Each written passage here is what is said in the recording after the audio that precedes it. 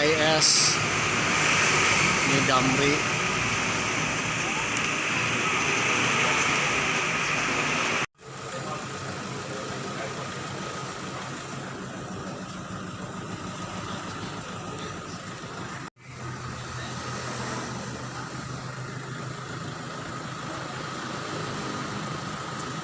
Damri Tour.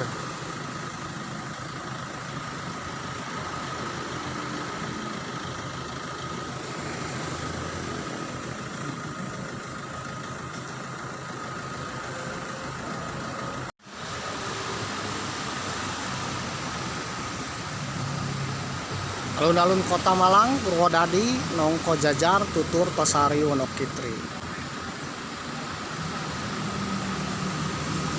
Saran Malang.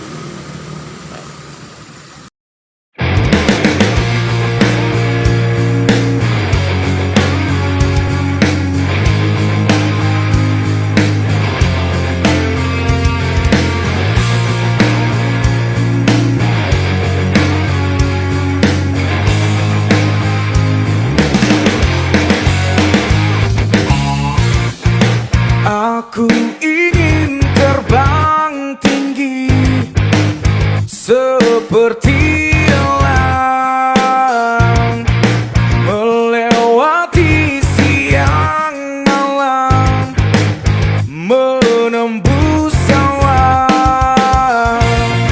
Ini tanganku untuk kau genggam, ini tubuhku untuk kau peluk. Ini bibirku untuk kau cium, tapi tak bisa kau miliki. Aku tak usah kau terus tangisi kepergianku.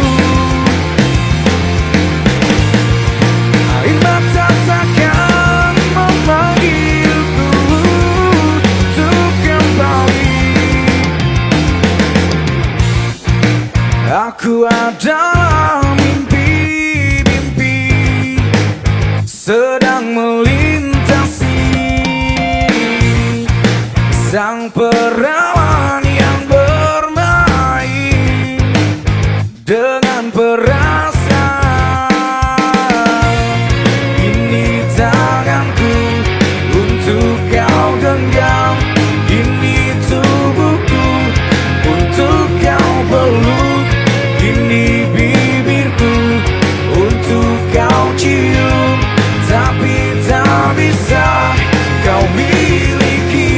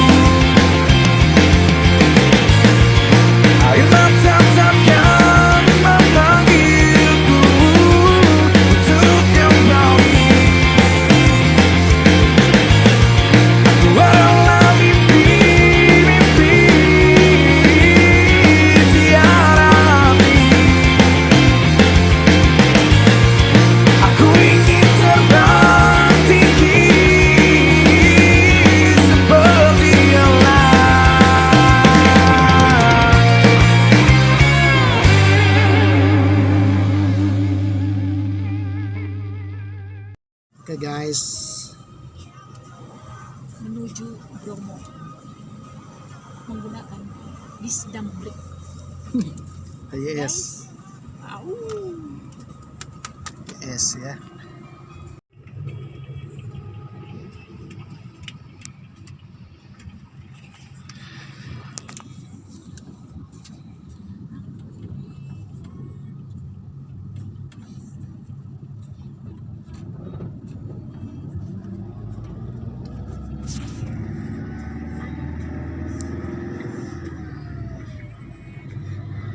Oke guys,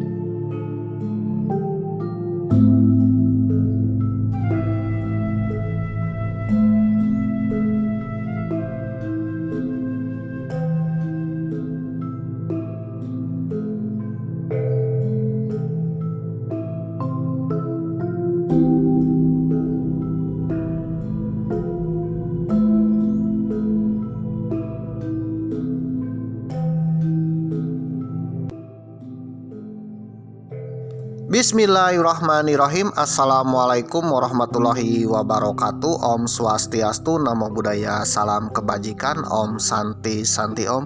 Sampurasun, Sugeng Rawuh, Ken kabari, apa kabar dulur-dulur baraya, warga negara Indonesia. Tetap semangat, mudah-mudahan kita semua dapat keberkahan, sehat-sehat selalu, dan juga rezekinya melimpah pemirsa. Amin. Bagi yang kemarin-kemarin sedang mencari jodoh, yang mudah-mudahan dapat jodoh pemirsa, sebelum datangnya perang dunia ketiga pemirsa. Aduh. Ya, sebelum datangnya lebaran, tahun baru ya. Jadi nanti ketika tahun baru ya, melihat kembang api, tidak sendirian lagi pemirsa, karena ada si dia pemirsa.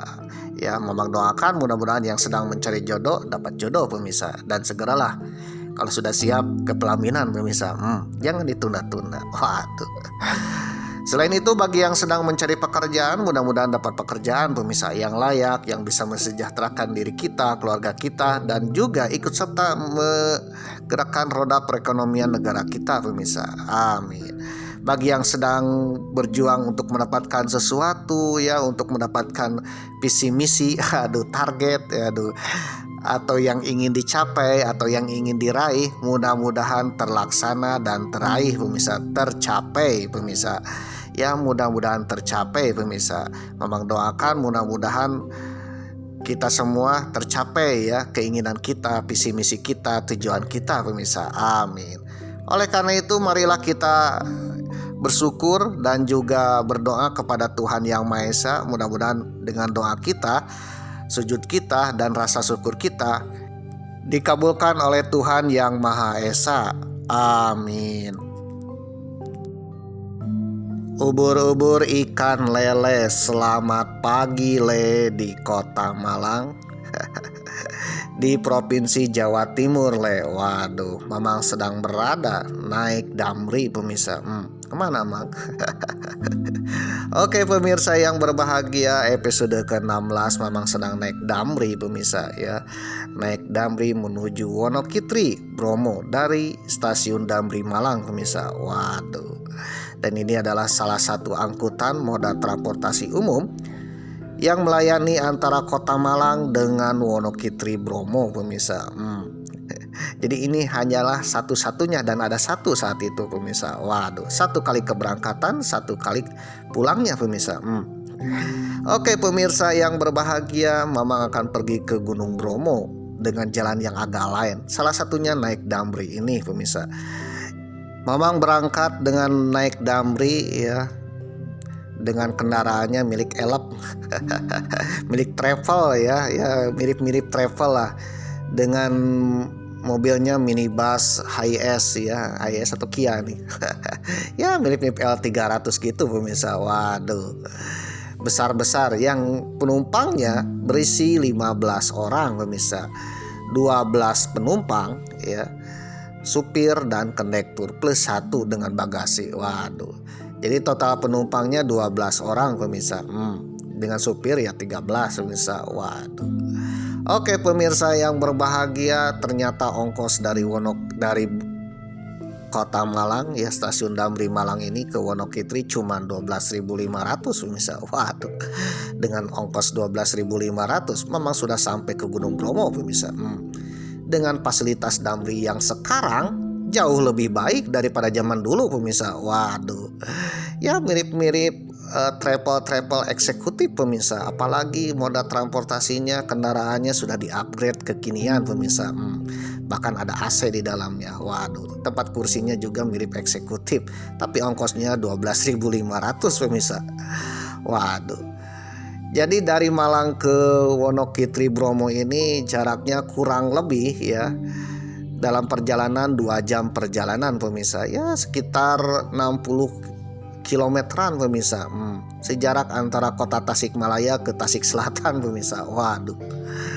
Tapi inilah satu-satunya alat transportasi umum dari Malang ke Wonokitri pemirsa. Jadi kalau saudara ingin naik damri dari Malang ke Wonokitri ya, Wonokitri ini adalah desa Kayangan di Bromo pemirsa. Ya, satu langkah lagi ke Gunung Bromo. Jadi nanti turun di Wonokitri tinggal jalan kaki pemirsa. Waduh. Atau naik jeep atau mungkin nyewa motor pemirsa. Langsung ke Pasir Bebisik pemirsa.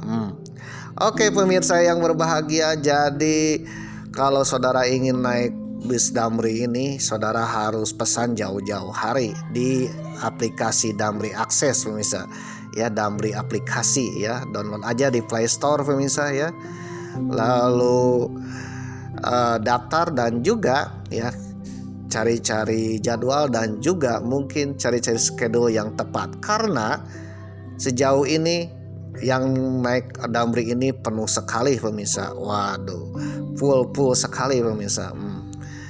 Nah, ketika memang mesan ini jauh-jauh hari, kurang lebih 3 minggu sebelum keberangkatan pemirsa. Dari 3 minggu pun memang cari waktu yang tepat ya, di antara waktu libur plus waktu di mana kursi tersedia di Damri ini. Ternyata yang tersedia tanggal 30 Mei pemirsa. Waduh. Oleh karena itu Mamang pun berangkat tanggal 29 Mei pemirsa dari Tasikmalaya di Provinsi Jawa Barat pemirsa ya. Yang saat itu Provinsi Jawa Barat sedang dipimpin oleh Haji Udin pemirsa. Waduh. Yang kita kenal hari ini adalah Kang Deddy Mulyadi alias Bapak Aing pemirsa. Ya, insya Allah Kang Deddy Mulyadi menjadi pemimpin Nusantara di kemudian hari pemirsa. Amin.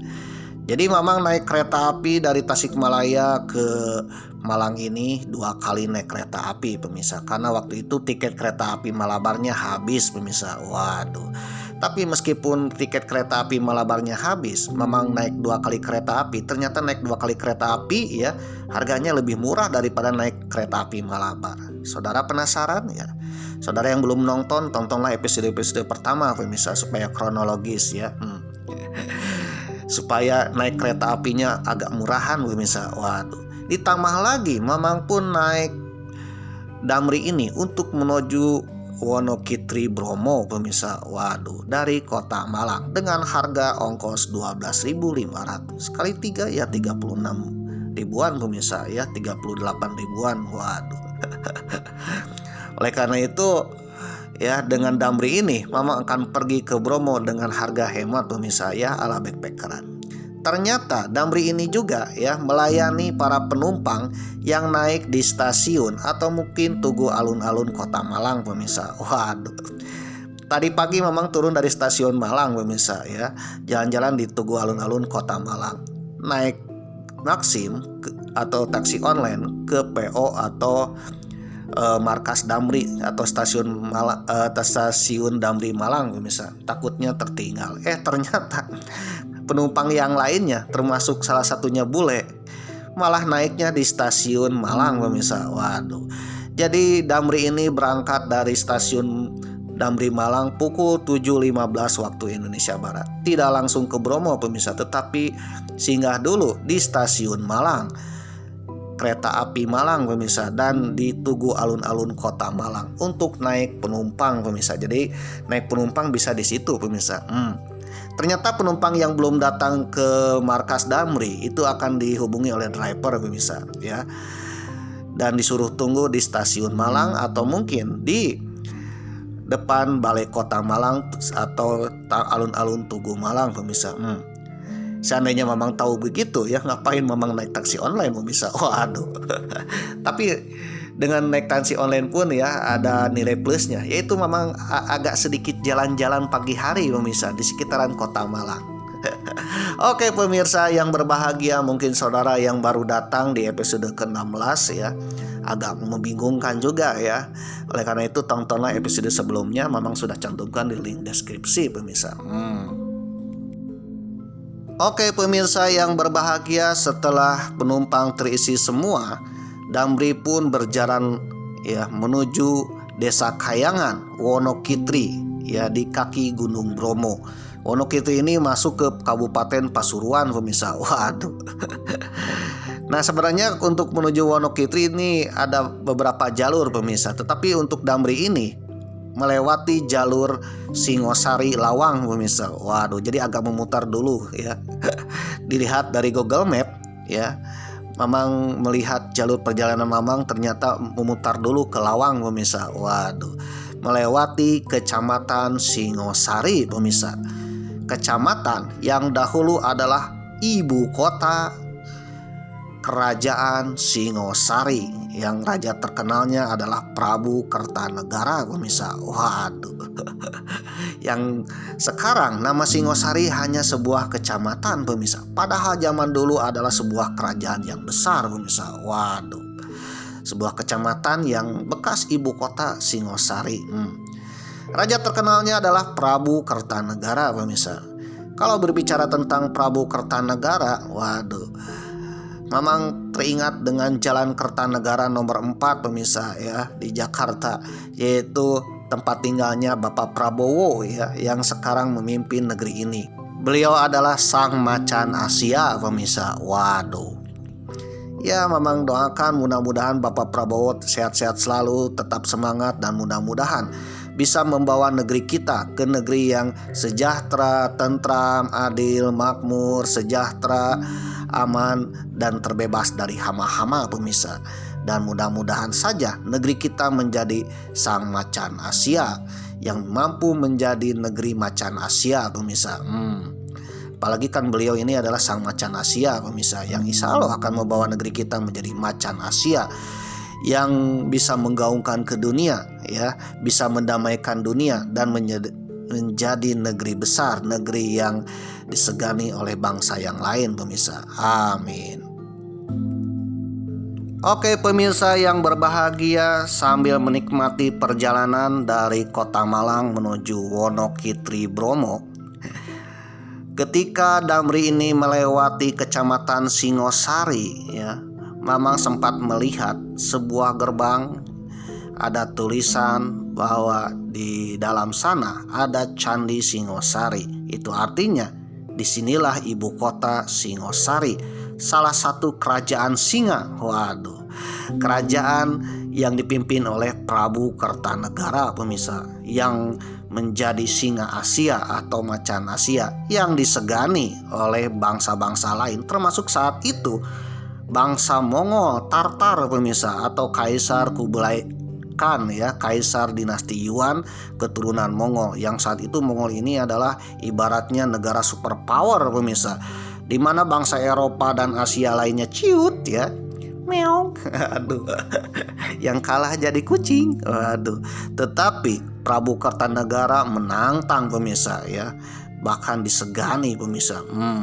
Jadi disinilah ibu kotanya. Ya, insya Allah memang kalau sudah pulang dari Bromo akan singgah ke sini, pemirsa. Sekarang cuman lewat saja, pemirsa. Waduh.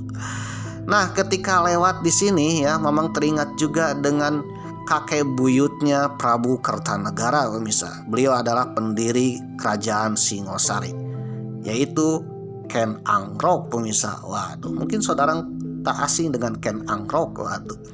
Ken Angrok, ya, merupakan salah satu pendiri kerajaan Singosari, pemirsa. Waduh, tertulis dalam berbagai kitab. Salah satu kitabnya Pararaton dan Negara Kertagama yang ditulis era Mojopahit. Dan Ken Angrok ini adalah kakek buyutnya Prabu Kertanegara, sekaligus kakek buyut, ya, leluhurnya raja-raja Mataram, raja-raja Mojopahit, pemirsa. Waduh, raja-raja Mataram Islam, Demak, dan raja-raja Mojopahit, pemirsa. Jadi Ken Angrok ini adalah kakek buyutnya leluhur-leluhur raja tanah Jawa, pemirsa. Waduh. Ternyata Ken Angrok ini adalah dulunya mantan hama, pemirsa.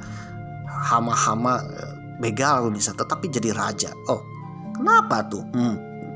Tapi meskipun jadi raja dan menjadi leluhur raja-raja Mojopahit, Mataram Islam, Demak, dan juga mungkin kerajaan di tanah Jawa lainnya, ternyata Ken Angrok ini terbunuh dengan tragis oleh kerisnya sendiri yang bernama Keris Empu Gandring, pemirsa. Waduh, ternyata keris ini membawa kejayaan dirinya sekaligus, ya, menjadi karma bagi dirinya, pemirsa. Waduh. Dan keris ini sangat berbahaya, pemirsa. Waduh, keris yang bisa menjadi berbahaya bagi orang yang berbahaya, pemirsa. Waduh. Oke pemirsa yang berbahagia, ya kita mengenal banyak keris di Jawa ini ya, karena keris adalah salah satu senjata pusaka. Ternyata selain senjata pusaka, keris ini membawa magis pemirsa, membawa keberuntungan, juga membawa petaka pemirsa, bisa membawa keselamatan, juga bisa membawa bahaya pemirsa. Salah satunya keris Empu Gandring. Keris Empu Gandring ini mewarnai sejarah berdirinya kerajaan Singosari. 3 raja Singosari terbunuh dengan keris ini pemirsa. Waduh, termasuk Ken Arok sendiri pemirsa. Waduh. Oke pemirsa yang berbahagia, ubur-ubur ikan lele, Mamang akan bahas sedikit cerita sambil menikmati perjalanan menuju Wonokitri dengan Damri pemirsa. Yaitu Mamang akan bercerita tentang keris Empu Gandring, keris sakti yang memakan banyak korban pemirsa. Waduh, termasuk Keng Arok sendiri pemirsa. Bagaimana kesaktiannya dan kira-kira apa yang terjadi ya setelah memakan korban pemirsa, dan kira-kira kemana kerisnya sekarang. Waduh, saudara mungkin penasaran ya. Bagi yang penasaran, tonton sampai tamat, siapa tahu bermanfaat. Dan Mamang akan berdoa siapapun yang menonton sampai tamat, mudah-mudahan saudara atau anak cucu cicit saudara menjadi pemimpin di negeri ini ya. Mudah-mudahan salah satu keturunannya ada yang menjadi pemimpin di negeri ini. Namun bagi saudara yang tak suka dan mungkin sudah tahu ceritanya dan mungkin membosankan, simpel dengan Mamang ya, nggak usah iri hati lah, cukup dengan skip aja pemirsa. Karena kuota internet saudara tak tercover dan antara pemirsa, tercover dana hibah, apalagi ya bagian dari dana Mengke Purbaya pemirsa. Waduh. Oleh karena itu ya pergunakanlah kuota internet saudara dengan bijak pemirsa. Jangan sampai meminta ke Mamang pemirsa. Mamang aja kan ya belum jadi presiden pemirsa. Waduh. Oleh karena itu untuk mengupload video pun mencari wifi gratis pemirsa. Waduh. Oke pemirsa yang berbahagia ya, bagi saudara yang punya pendapat sendiri ya, bolehlah komentar ya di kolom komentar, siapa tahu bermanfaat untuk kita semua. Asalkan komenan saudara ya jangan berbau-bau Mossad pemirsa, Depide et Impera, atau berbau-bau bikin keonaran pemirsa. Karena channel ini channel yang penuh perdamaian pemirsa. Mamang pun tak asal bicara ya. Mamang bicara sesuai dengan sumber yang Mamang dapatkan ya, sesuai dengan sumber dan informasi yang Mamang dapatkan. Apabila tidak sesuai, apabila punya pendapat sendiri yang berbeda, ya sharing-sharinglah di kolom komentar. Siapa tahu bermanfaat untuk kita semua pemirsa. Dilansir dari historia.id dengan judul artikel Kudeta Ken Arok. Peristiwa Ken Arok merupakan kisah kudeta militer yang melibatkan masyarakat untuk melepaskan diri dari kerajaan Kediri. Ditulis oleh Risa Herda Hita Putri, edisi 19 Oktober 2018. Dari sebuah tempat bernama Karumat, Ken Arok pergi ke Lulumbang untuk bertemu seorang empu bernama Empu Gandring. Dia meminta dibuatkan keris. Kebetulan Empu Gandring ini adalah ahli pembuatan keris pemirsa, keris-keris pusaka. Waduh.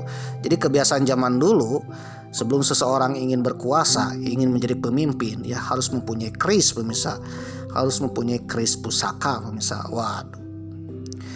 Buatkanlah saya sebuah keris, hendaknya selesai dalam 5 bulan, karena akan segera saya pakai, ujar Ken Arok. Waduh.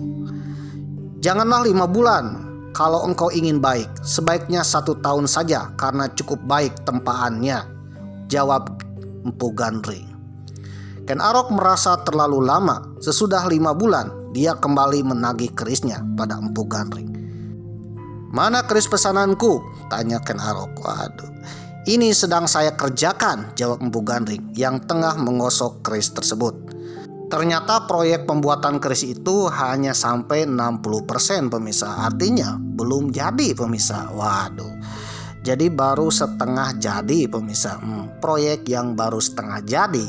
Ken Arok sangat marah karena deadline-nya waduh habis pemirsa. Waduh. Maklumlah Ken Arok ingin berkuasa pemirsa ya, sesegera mungkin. tak ingin lama pemirsa. Karena nafsu ingin berkuasa itulah, terjadilah yang namanya petaka pemirsa. Oleh karena itu pemimpin jangan terlalu membesarkan nafsu pemirsa ya. Nafsu ingin segera mungkin pemirsa, tanpa menguji dulu nih. Tiba-tiba saja Ken Arok begitu marah ya, karena waktunya sudah habis pemirsa, tetapi kerisnya belum jadi. Ken Arok sangat marah karena kerisnya belum jadi pemirsa. Malumlah sudah DP pemirsa. Pingin dipakai pemirsa. Tapi belum jadi pemirsa. Apa gunanya saya memesan keris kepada Tuan karena keris ini belum selesai digosok? Serunya marah dan langsung membawa keris itu, mencabut keris itu dari tangan Empu Gandring. Setelah itu Ken Arok pun dengan marah menghunuskan keris itu ke Empu Gandring hingga tewas. Sebelum Empu Gandring menghembuskan napas, Empu Gandring pun mengutuk Ken Arok pemirsa dengan ucapannya yang terkenal. Ken Arok yang membunuh saya juga akan terbunuh oleh keris itu. Kelak anak cucumu juga akan mati terbunuh oleh keris itu. Keris itu akan membunuh 7 orang raja. Ucapan ini diucapkan sebagai napas terakhirnya setelah ditikam dengan keris yang belum selesai dibuatnya. Sesudah itu korban pertama keris Empu Gandring adalah si pembuat keris tersebut, yaitu Empu Gandring pemirsa. Akibat perbuatannya itu, Ken Arok pun harus menerima kutukan dari Empu Gandring. Peristiwa ini berbuntut kepada tragedi berdarah yang menimpa keturunan-keturunannya pemirsa. Keterangan ini ada dalam serat Pararaton atau kitab Pararaton yang ditulis pada masa era Mojopahit pemirsa. Mungkin bagi saudara tak asing dengan Ken Arok pemirsa. Tetapi mungkin juga baru mengenal siapa itu Ken Arok. Berdasarkan laman tirto.id dengan judul artikel Sejarah Ken Arok dari perampok, perompak, hama jadi seorang raja. Gimana ceritanya nih? Tanpa aspek mistis dan patron di lingkaran kekuasaan, Ken Arok bakal menjadi si bandit yatim jalanan. Ditulis oleh Padrik Aziz Firdaus, edisi 19 Juli 2019. Kisah Ken Arok tercatat dalam kitab Pararaton, kitab yang ditulis pada masa era Mojopahit.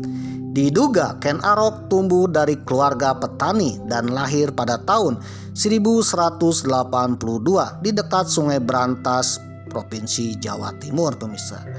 Ibu Ken Arok adalah seorang pembantu dari Kerajaan Kediri. Ken Arok dibuang oleh ibunya dengan harapan akan memperoleh hidup yang lebih baik. Sayangnya Ken Arok malah ditemukan oleh seorang pencuri bernama Lembong. Akhirnya Ken Arok pun dibesarkan oleh seorang pencuri perampok pemirsa. Ayah angkatnya adalah seorang perampok pemirsa. Perampok ulung yang bikin keonaran di daerah Tumapel atau sekarang Malang dan juga wilayah Kediri pemirsa. Ken Arok pun dibesarkan menjadi seorang perampok karena ayah angkatnya seorang perampok pemirsa. Namun kehidupan tersebut akhirnya berubah setelah dirinya bertemu dengan Empu Loh Gawe, seorang Brahmana. Setelah itu atas permintaan Empu Loh Gawe, Ken Arok akhirnya menjadi pegawai Tunggul Ametung di Tumapel. Konon katanya Bupati Tumapel ini Tunggul Ametung bikin pusing 7 keliling pemirsa, karena wilayahnya selalu dibikin rampok pemirsa, dibikin onar oleh pemuda yang bernama Ken Arok. Atas bantuan Empu Loh Gawe inilah Ken Arok akhirnya mau insaf pemirsa.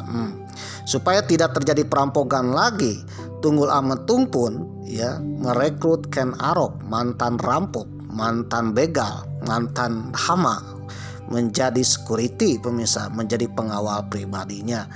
Karena selain keahlian dalam rampok, Ken Arok ini ahli bela diri cocok untuk menjadi prajurit atau menjadi pengawal pemirsa.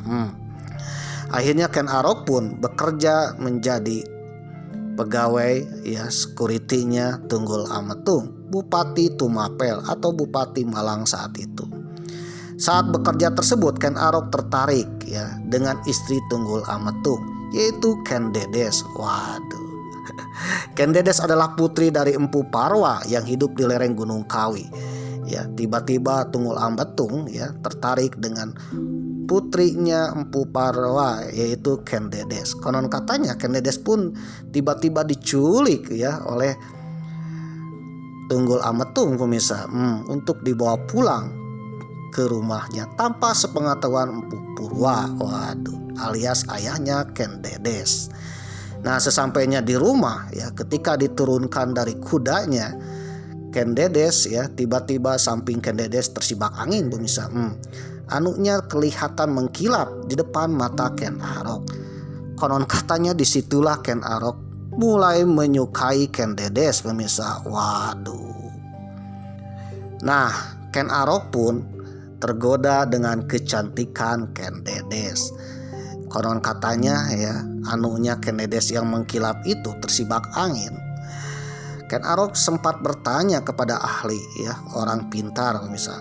Kata orang pintar, konon katanya siapapun yang memperistrikan ya istri seperti itu, yang mempunyai anunya yang mengkilap, kelak akan menjadi raja pemirsa. Disitulah ya rasa Ken Arok ingin berkuasa mulai tumbuh pemirsa. Selain ingin memperistrikan Ken Dedes, juga ingin merebut tahta dari Tunggul Ametung. Waduh. Seperti kebiasaan zaman dahulu, seorang raja, seorang pati, seorang punya jabatan tinggi harus mempunyai senjata pusaka alias keris pemirsa.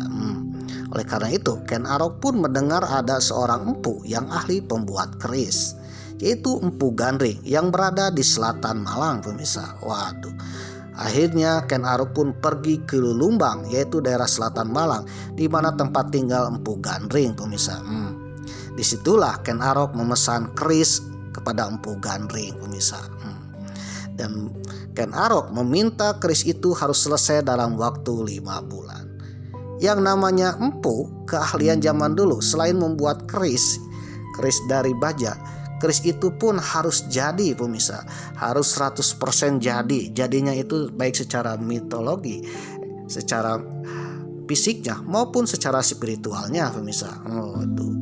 Oleh karena itu Empu Gandring pun tak sanggup membuat keris 5 bulan, tapi sanggupnya 1 tahun. Itu pun ya belum tentu jadi 1 tahun itu pemirsa. Karena saking lamanya 1 tahun, akhirnya Ken Arok pun merasa tak sabar pemirsa.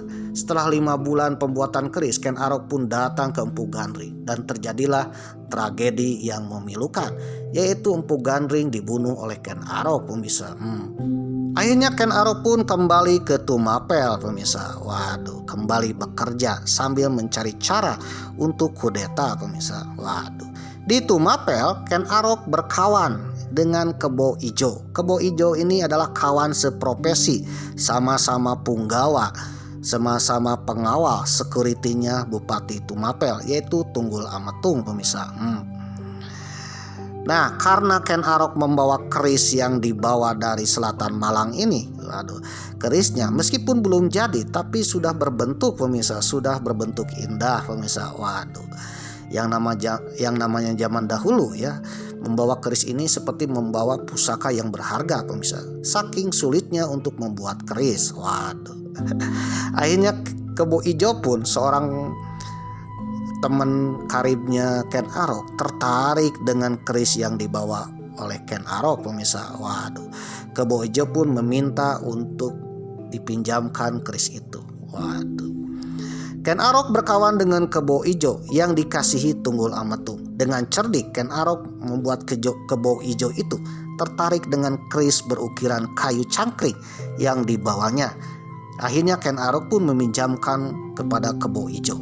Kebo Ijo suka memamerkan keris itu, sehingga setiap orang di Tumapel tahu bahwa Kebo Ijo itu milik keris tersebut. Waduh, bahwa setiap orang tahu ya bahwa keris itu adalah milik Kebo Ijo. Padahal itu adalah pinjaman pemirsa. Waduh, pinjaman dari rentenir, pinjaman dari Ken Arok pemirsa.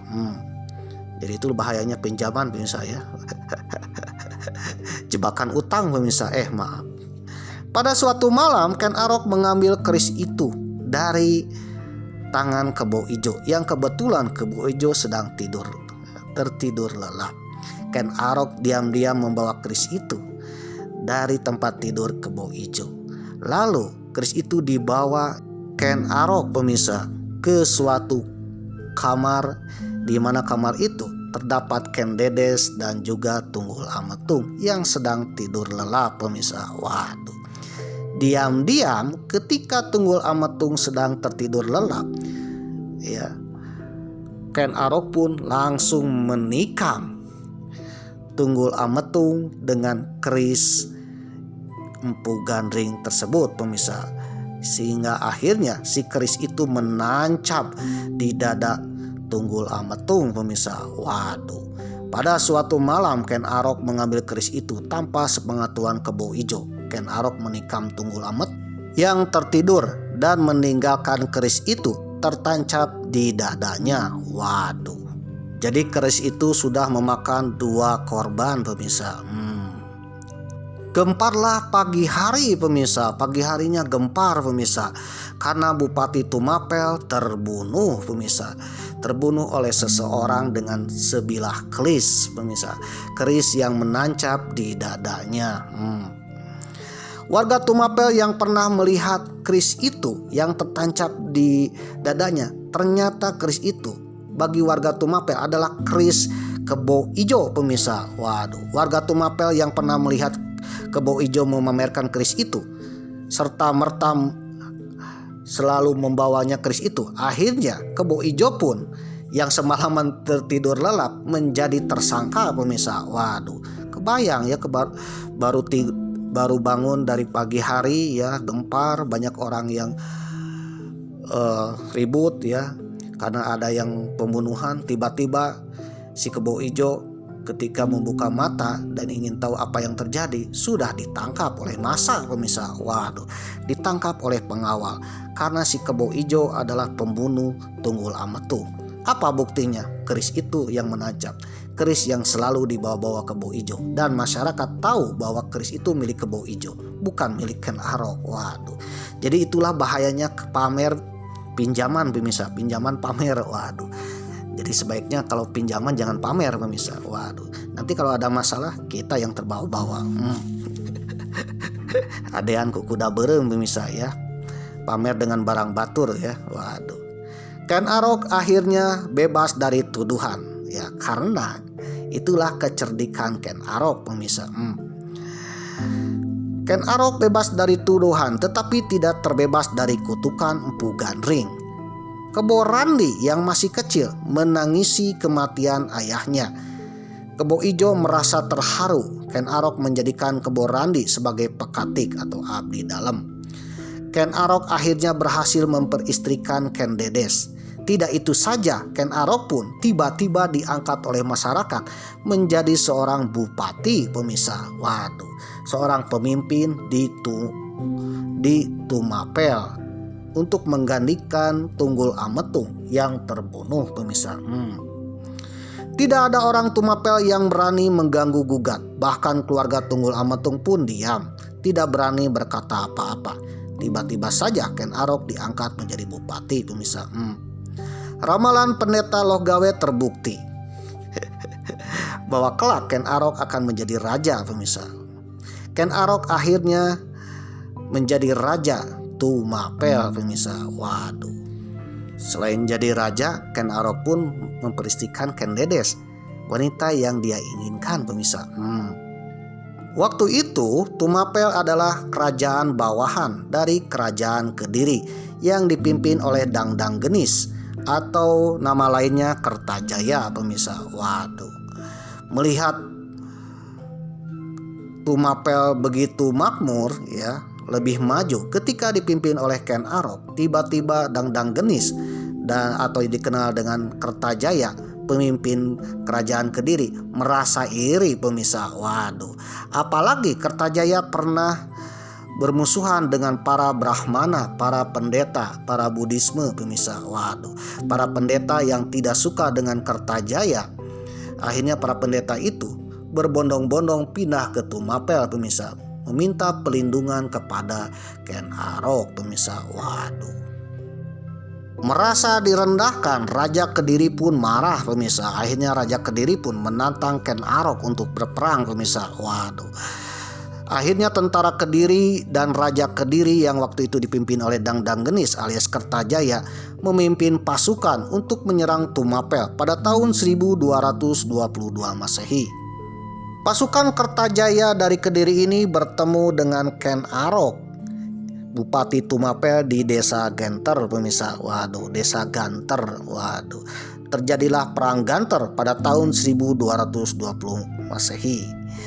Nah, ketika perang itu, Raja Kertajaya atau dikenal dengan Dangdang Genis yang merasa dirinya seorang yang sakti menantang Ken Arok pemirsa. Waduh, terjadilah duel maut di Desa Ganter pada tahun 1222 Masehi antara Raja Kertajaya dari Kerajaan Kediri dengan Ken Arok, Bupati dari kerajaan bawahan yang bernama Tumapel pemirsa.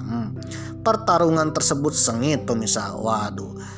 Dan pada akhirnya ya Kertajaya pun terbunuh pemirsa di Desa Ganter. Secara otomatis kalau rajanya terbunuh ya, para pasukan Kediri pun harus tunduk kepada Ken Arok pemirsa. Dan disitulah secara otomatis Ken Arok menjadi penguasa tanah Jawa berikutnya. Kemenangan Ken Arok terhadap kerajaan Kediri ya alias yang dipimpin oleh Kertajaya, Ken Arok pun mengubah nama kerajaan menjadi Singasari. Kenapa Singasari? Oleh para pendeta yang terbebas dari Kertajaya yang dahulu meminta kepada Ken Arok, para pendeta pun menasbihkan Ken Arok menjadi Narasingamurti pemirsa. Narasingamurti artinya jelmaan Dewa Wisnu, dewa dari Hindu ya, yang menjelma menjadi manusia, setengah kepalanya singa, berbadan manusia pemirsa. Waduh. Akhirnya kesaktian Ken Arok ini disandingkan dengan Narasingamurti alias manusia singa pemirsa. Memang sudah bahas ya bahwa di Malang ini adalah tanah singa. Berawal dari Ken Arok pemirsa. Waduh. Begitu juga dengan nama Tumapel, oleh Ken Arok dirubah namanya menjadi Singasari alias Tanah Singa yang sejahtera, tentram, adil pemirsa. Waduh, Singasari pemirsa, kekuatan singa. Akhirnya Tumapel pun berubah nama menjadi Singasari. Ken Arok pun mendirikan dinasti yang dikenal dinasti Rajasa pemirsa. Waduh, dari Ken Arok inilah nanti lahirlah raja-raja pemirsa, lahirlah keturunannya menjadi raja-raja di Pulau Jawa pemirsa yang dikenal dengan dinasti Rajasa pemirsa. Waduh. Waktu dinikahi Ken Arok, Ken Dedes sedang hamil 3 bulan, mengandung anak dari Tunggul Ametung. Ketika lahir, anak itu diberi nama Anusapati. Jadi Anusapati ini anak dari Tunggul Ametung pemirsa. Sedangkan Ken Arok dan Ken Dedes memperoleh 3 putra dan 1 putri. Waduh, 3 putra 1 putri pemirsa. Di antaranya adalah Mahesa Wungateleng, Panji Saprang, Agni Baya, dan Dewi Rimbu. Dari pernikahannya dengan Ken Umang, nah ternyata Ken Arok juga menikah lagi ya. Istri keduanya bernama Ken Umang. Ken Arok mempunyai 3 putra dan 1 putri. Di antaranya adalah Panji Tohjaya, Panji Sudatu, Tuan Regola, dan Dewi Rambi. Ken Dedes merahasiakan kematian suaminya, yaitu Tunggul Ametung, kepada Anusapati. Namun ketika Anusapati sudah beranjak dewasa, sudah besar, entah dari info dari mana, Anusapati pun tahu bahwa dirinya bukan anak Ken Arok. Waduh, tetapi anak Tunggul Ametung yang dibunuh oleh Ken Arok pemirsa. Waduh. Ken Dedes akhirnya menyingkap rahasia bahwa Anusapati hanyalah anak tiri dan ayahnya yang bernama Tunggul Ametung pemirsa. Ibunya sendiri yang memberitahu kepada Anusapati bahwa anaknya itu bukan anak dari Ken Arok, tetapi dari suaminya terdahulu yang bernama Tunggula Metung yang dibunuh oleh Ken Arok. Akhirnya Anusapati pun ya marah pemirsa, waduh, dan ingin balas dendam terhadap Ken Arok. Anusapati pun meminta keris Empu Gandring yang disimpan oleh ibunya, yaitu Ken Dedes. Anusapati diam-diam membawa keris Empu Gandring ini dan menyuruh pengawalnya bernama Ki Pengalasan dari desa Batil untuk menghabisi Ken Arok. Suruhannya itu berhasil dan akhirnya membunuh Ken Arok yang sedang makan di waktu senja pada tahun 1247 Masehi. Hal itu berdasarkan versi Negara Kertagama menyebutkan tahun 1227 Masehi pemirsa. Waduh. Akhirnya keris Empu Gandring itu membunuh Ken Arok juga pemirsa. Waduh. Sudah 3 orang terbunuh oleh keris Empu Gandring. Setelah selesai misinya, Ki Pengalasan pun segera melapor dan memberikan kembali keris Empu Gandring ini. Anusapati yang tahu bahwa ini kelak akan menjadi saksi langsung menggorok Ki Pengalasan alias membunuh Ki Pengalasan tersebut supaya ya saksinya hilang pemirsa. Waduh. Dengan keris Empu Gandring. Akhirnya keris Empu Gandring pun ya memakan korban 4 orang. Setelah Ken Arok wafat, Anusapati pun dinobatkan sebagai Raja Singosari, pengganti Ken Arok. Namun dia selalu waspada, takut dikudeta oleh saudara-saudara yang asli dari keturunan Ken Arok pemirsa. Bilik tempat tidurnya dikelilingi selokan, halamannya dijaga ketat orang-orang kepercayaannya. Panji Tohjaya, anak Ken Arok dari Ken Umang, anak Ken Arok dari istri keduanya yaitu Ken Umang, mengetahui bahwa Ki Pengalasan hanyalah suruhan Anusapati untuk membunuh ayahnya, yaitu Ken Arok. Akhirnya dia bersiasat dengan cara mengajak Anusapati menyambung ayam, alias adu ayam pemirsa. Waduh. Tohjaya ya tahu bahwa Ken Arok ini terbunuh oleh keris Empu Gandring dan keris Empu Gandring itu selalu ada di pinggangnya Anusapati pemirsa. Ketika asik-asiknya bermain sambung ayam bersama Tohjaya, diam-diam Tohjaya pun menukarkan keris milik Anusapati. Karena biasanya ketika main sambung ayam ya, keris yang ada di Anusapati maupun Tohjaya selalu disimpan di sebuah meja atau di dekatnya pemirsa. Karena sedang keasikan itulah tiba-tiba Tohjaya mengambil keris Anusapati alias mencurinya pemirsa. Anusapati terlalu asik dengan permainan sambung ayam. Tohjaya tak menyia-nyiakan kesempatan dan menancapkan langsung keris Empu Gandring itu ke dada Anusapati yang sedang bermain sambung ayam pemirsa. Waduh. Seketika Anusapati tewas pada tahun 1249. Semua yang menonton pun terkejut pemirsa. Waduh, kelihayan Tohjaya pun ya langsung memberi sambutan kepada para penonton sambung ayam bahwa sejatinya ayahnya terbunuh oleh keris ini, oleh Anusapati pemirsa. Oleh karena itu sekarang saya atas nama anak Ken Arok ya membalas dendam Anusapati. Tohjaya pun kemudian naik tahta menggantikan Anusapati menjadi kerajaan Singosari pemirsa.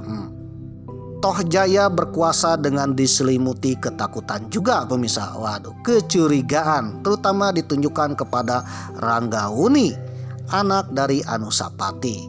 Ranggawuni memendam dendam atas kematian ayahnya.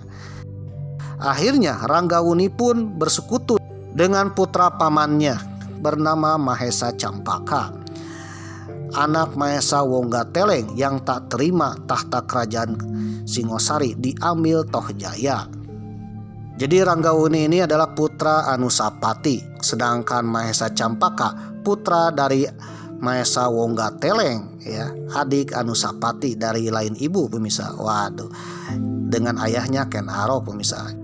Ranggawuni pun melakukan pemberontakan pemirsa. Mereka menyerang istana, ya, untuk menyerang Tohjaya pemirsa. Tohjaya pun akhirnya terluka parah dan berhasil melarikan diri. Namun karena luka-luka dalam pertempuran itu, ya, dan Tohjaya melarikan dalam keadaan terluka, di tengah perjalanan, di tengah pelariannya, Tohjaya meninggal dunia. Waduh. Ranggawuni akhirnya naik tahta kerajaan Singosari dengan gelar Sri Jaya Wisnuwardana pemirsa. Mahesa Campaka turut pula memerintah dengan gelar Narasingamurti. Waduh. Mereka mengadakan pemerintahan bersama dengan menyatukan kerajaan Singosari. Waduh. Akhirnya inilah satu-satunya kerajaan yang dipimpin oleh raja dan wakil raja pemirsa. Waduh. Rajanya Ranggawuni dan wakilnya adalah Mahesa Campaka. Dalam keterangan lain, Ranggawuni dan Mahesa Campaka itu satu raja pemirsa. Dengan dua orang, ya, dua orang satu raja. Waduh. Raja satu, raja dua pemirsa. Kalau diurut-urut dari kematian Empu Gandring sampai Tohjaya itu sudah 7 orang. Ya, meskipun Ki Pangalasan bukanlah pemimpin atau Kebo Ijo bukanlah pemimpin, tetapi masuk 7 orang pemirsa. Waduh. Yang pertama Empu Gandring, yang kedua Tunggul Ametung, yang ketiga Kebo Ijo, yang keempat Ken Arok, yang kelima Ki Pangalasan, keenam Anusapati, ketujuh Tohjaya pemirsa. Jadi itulah petaka dari keris Empu Gandring. Pertanyaannya, setelah dipimpin oleh Ranggawuni dan Mahesa Campaka, kira-kira kemana keris Empu Gandring itu pemirsa? Waduh. Karena setelah pemerintahan Ranggawuni dan nanti anaknya bernama Prabu Kertanegara, tidak ada lagi petaka-petaka pembunuhan apalagi yang membawa-bawa keris Empu Gandring pemirsa. Pada masa pemerintahan Ranggawuni pun tahu bahwa keris inilah yang menjadi malapetaka selama ini, yang membunuh ayah, kakeknya, dan saudara-saudaranya pemirsa. Waduh, bahkan konon katanya akan membunuh 7 raja, 7 pemimpin. Yang baru terlaksana cuman 5 raja, tinggal 2 raja lagi pemirsa. Waduh. Oleh karena itu Ranggawuni pun menurut legendanya keris itu dibuang pemirsa. Waduh, dilarung pemirsa. Ada yang bilang dilarung ke Gunung Kelut pemirsa. Ada juga dilarung ke sebuah lautan, ya, ke Laut Selatan pemirsa.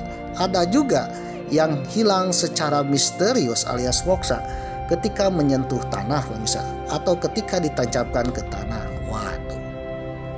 Yang jelas pada masa Ranggawuni dan Mahesa Campaka, ya, karena tak ingin ada lagi petaka-petaka berdarah seperti itu, akhirnya pusaka yang menyebabkan petaka itu harus dilarung, harus dikembalikan ke asalnya, atau mungkin ya disimpan atau dihilangkan supaya tidak terjadi lagi petaka pemirsa. Banyak teori, ada yang dilarung ke laut, ada yang dibuang untuk menutupi Gunung Kelut. Waduh. Atau juga menurut legenda, ya, keris itu hilang ketika Ranggawuni menancapkan ke tanah untuk mengakhiri petaka berdarah di Singosari. Kisah yang menjadi legendaris tersebut menjadikan keris tersebut populer di kalangan para pemimpin Jawa pemirsa, para pemimpin atau kesatria yang ingin berkuasa. Konon katanya pasca hilangnya keris Empu Gandring, seseorang yang ingin berkuasa, ingin jadi raja, yang ingin menggulingkan Raja Yangsa, waduh, mencari keris tersebut pemirsa, namun tak ketemu. Zaman sekarang keris itu masih populer juga, terutama oleh kaum kolektor pemirsa, kaum kolektor sejarah, kaum kolektor pusaka Indonesia yang meyakini bahwa di dunia ini keris Empu Gandring tidak hilang pemirsa. Waduh.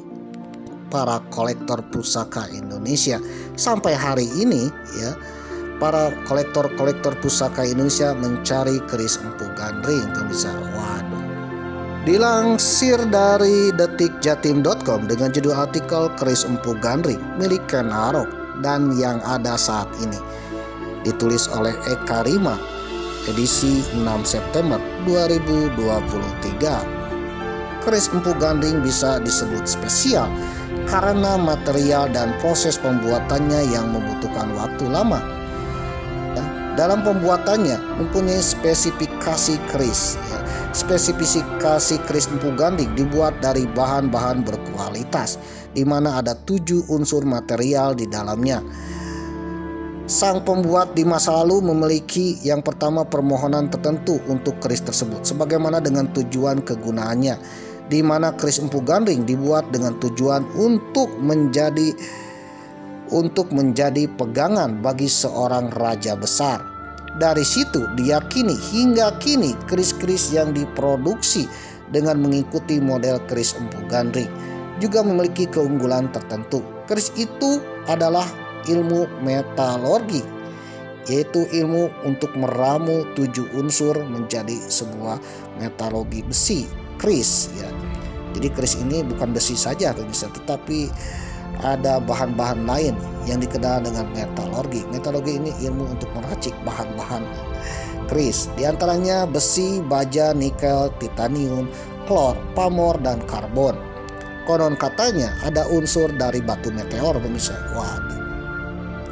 Itu diramu secara khusus karena memang keris itu ditujukan untuk Ken Arok, calon raja. Maka dia membuat keris sebagus mungkin melalui semedi dan tirakat. Jadi sebelum membuat keris ya, si empunya harus semedi dan tirakat. Lalu membuat keris pun dengan waktu-waktu yang tepat. Waduh. Semedi dan tirakat atau laku sembari berdoa kepada Tuhan bahwa sebenarnya doa-doa itu isi harapannya sesuai dengan tujuan dibuatnya keris tersebut. Doa-doa itu pula ya yang terbawa pada geris-geris pamor. Keris gaya Empu Gandring ini memiliki keunggulan dari sisi bahan yang mengandung meteorit alias batu meteor, sehingga dapat digunakan sebagai pusaka tindih. Kandungan meteor dalam keris Empu Gandring nomor 1 cukup besar, sehingga material dan keris ini dapat menyerap energi negatif dari pusaka lainnya. Karena dari bahannya yang istimewa, juga karena keris tersebut dimohonkan untuk diniatkan untuk menjadi keris sebagai keris pusaka raja pemirsa. Waduh. Jadi yang namanya pusaka raja bukan saja untuk berperang keris itu ya, tapi keris itu sebagai lambang kekuatan, energi untuk menghalau hama-hama negatif yang tak kasat mata ya, atau juga sebagai khodam ilmu kekuatan pemirsa. Dari sanalah ya keris-keris itu mempunyai nyawa pemirsa. Waduh, di mana keris-keris itu terdapat kodam-kodam atau sebagai kekuatan energi yang ada di dalam keris. Karena dibuatnya juga ya tidak asal-asalan pemirsa. Ada tirakatnya, ada doanya, dari bahan-bahan metalurginya yang benar-benar kualitas tinggi. Salah satunya dari batu meteorit pemirsa yang bisa menyerap energi negatif pemirsa. Waduh, dan memperkuat yang memegang keris tersebut. Oleh karena itu jangan heran keris-keris ya, sebenarnya keris ini tidak digunakan untuk perang pemirsa. Yang digunakan perang adalah pedang pemirsa. Kebanyakan keris digunakan untuk jimat pemirsa, untuk kekuatan. Waduh. Kenapa keris Empu Gandring menimbulkan bencana atau petaka? Karena ketika keris itu belum jadi ya, ya istilahnya peracikan keris itu belum jadi, termasuk ritual-ritual keris itu belum jadi, tiba-tiba Ken Arok keburu mengambilnya dan keburu digunakan. Oleh karena itu di dalam energi keris itu yang tadinya untuk pelindungan raja, menjadikan keris itu petaka bagi yang memegangnya pemirsa. Oleh karena itu salah satu keris berbahaya adalah keris Empu Gandring pemirsa. Jadi seandainya saudara punya keris, lebih baik jangan keris Empu Gandring pemirsa. Takutnya keris Empu Gandring ini bisa menjadi petaka bagi orang tersebut. Konon katanya yang dikutuk itu 7 raja pemirsa, tapi yang meninggal itu 5 raja. Ya. 5 raja, 2 orang lagi bukan raja, kemungkinan 2 orang lagi. Seandainya ada keris itu di depan mata Mamang, waduh, Mamang takut nih. Nanti karena Mamang ketika jadi presiden ya bisa terbunuh, bisa